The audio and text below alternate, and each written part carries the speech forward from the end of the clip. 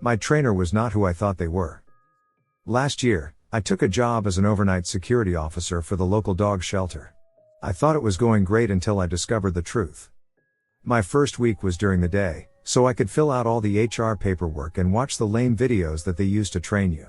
I met with my trainer, Tim, who informed me that he would be working with me during the night the following week.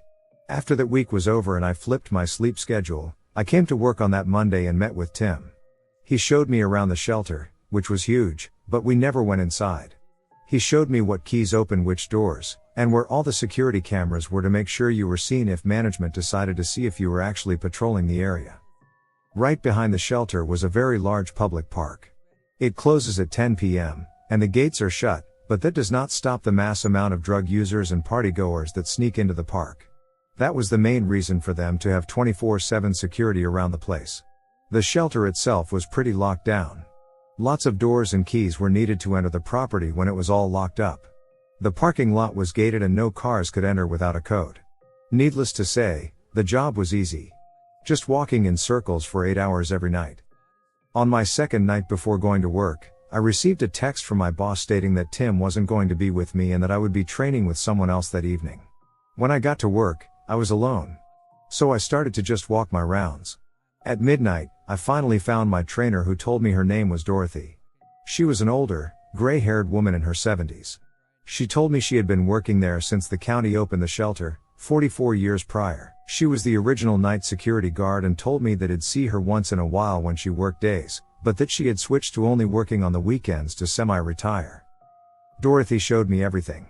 She walked me inside the shelter and showed me the aggressive dogs, the friendly dogs, and the puppy area for when I needed a pick-me-up.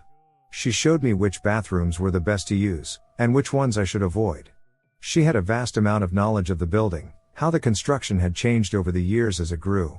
She pointed out what areas of the park were the troubled areas and even introduced me to a few regulars at the park. It was nice knowing that the park patrons and the shelter had an understanding. We didn't care if they were at the park and would not call the cops, as long as they left the shelter alone. She told me how back in the day, they used to have prison inmates volunteer at the shelter during open hours. One of the bathrooms she advised me not to use was where one of the inmates had hung himself. She said that she always felt his presence in that area and so she avoided it. After that incident they switched to female prisoner volunteers, but had another incident and the county shut down the program altogether quickly after. After that, I never saw Dorothy again. So for the last year I have been coming to work, walking around the shelter, and clocking out. My boss worked 9 to 5 so I never saw him. I'd see the same shelter staff leaving as I was coming in, and the openers coming in as I left. I also never saw anyone at the park again after Dorothy introduced me to them, which I didn't think twice about until yesterday. I just thought that they respected the shelter and stayed clear. I had to go in for a day shift for 1 week to watch the yearly training videos and sign off on the same nonsense, and have my annual review with my boss. Yesterday was my meeting and I discovered some hard truths. I met with my boss and this was how it started. You know, Gavin, I am very grateful to have someone like you working for us. Last year was a rough one for the shelter and I am glad you were able to take the reins without any issues. I know that I had originally scheduled you to train with Tim, but after he quit, I wasn't able to find someone to continue your training and you did not say a word. You have come to work every day and I even noticed on the cameras that you sometimes walk through the shelter, making sure all the doors are locked. No one has done that since. Never mind. The point is, that you were able to train yourself, and I am very appreciative of that.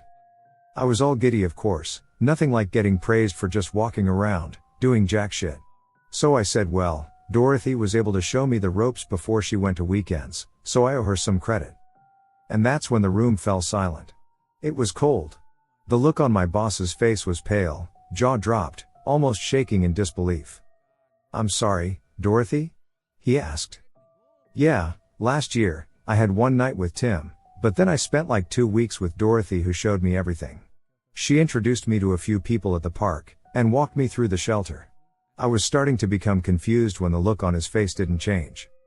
My boss stood up and leaned over his desk. You're fucking with me, aren't you? In a very serious tone.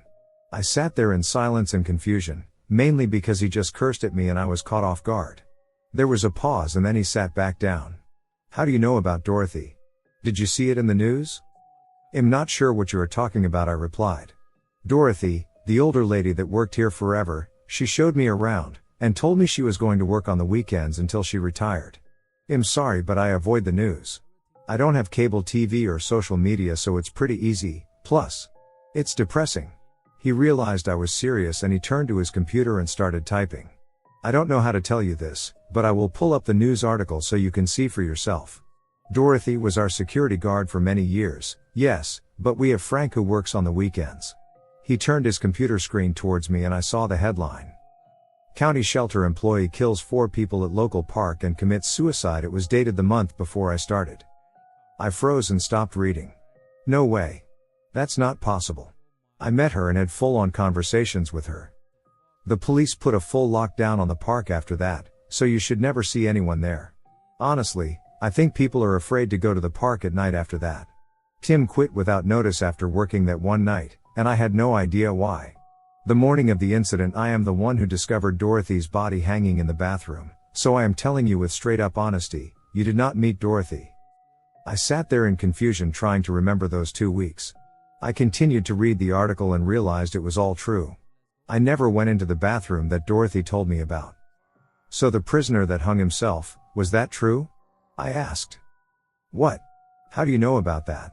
That was never reported to the media. He was now the confused one. Dorothy told me about it, I said. Wow. That was over 20 years ago, and I almost forgot about that.